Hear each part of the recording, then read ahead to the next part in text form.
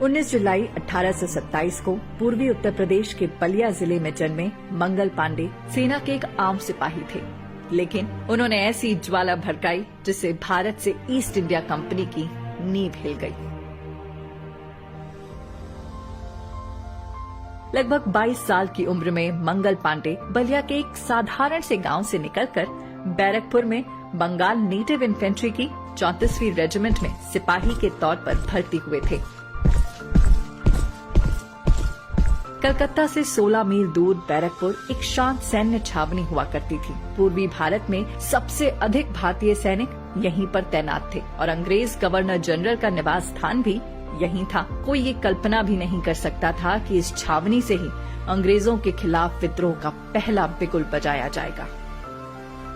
29 मार्च 1857 रविवार को जब मंगल पांडे ने नई एनफील्ड राइफल के ग्रीस कारतूस का इस्तेमाल करने से इनकार कर दिया, साथ ही उन्होंने बंगाल की बैरकपुर छावनी में अपने साथी सिपाहियों से आह्वान कर अंग्रेजों के खिलाफ बगावत का ऐलान कर दिया।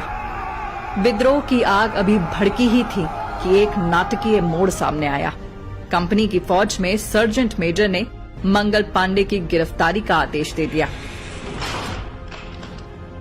लेकिन उनके आदेश का अमल करने के लिए भारतीय सैनिकों में से कोई भी आगे नहीं बढ़ा। इस औपनिवेशिक सत्ता के विरुद्ध खड़े होने में अब उन सिपाहियों को थोड़ा भी संदेह नहीं था। यही वजह थी कि उन्होंने पूरे हक से अफसरों के हुक्म की नाफरमानी की।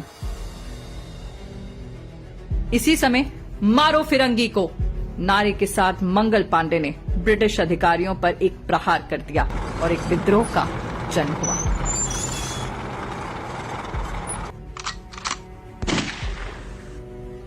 इसके बाद प्रतिरोध किए जाने पर पांडे ने खुद को गोली मारने की कोशिश की, लेकिन ब्रिटिश सैनिकों ने उन्हें गिरफ्तार कर लिया और उन पर मुकदमा चलाया गया। मामले की सुनवाई हुई और मंगल पांडे को मृत्यु दंड की सजा मुकर्रर की गई। कोर्ट मार्शल के बाद 8 अप्रैल 1857 को देश में क्रांति की अलख जगाने वाले मंगल पांडे को बैरकपुर में फांसी दे दी गई। ये खबर फैलते ही देश में जगह जगह लोगों ने आजादी की मशाल थाम ली। मंगल पांडे की कुर्बानी से देश में आजादी की पहली लड़ाई की शुरुआत हो गई और आगे चलकर भारत आजाद हुआ।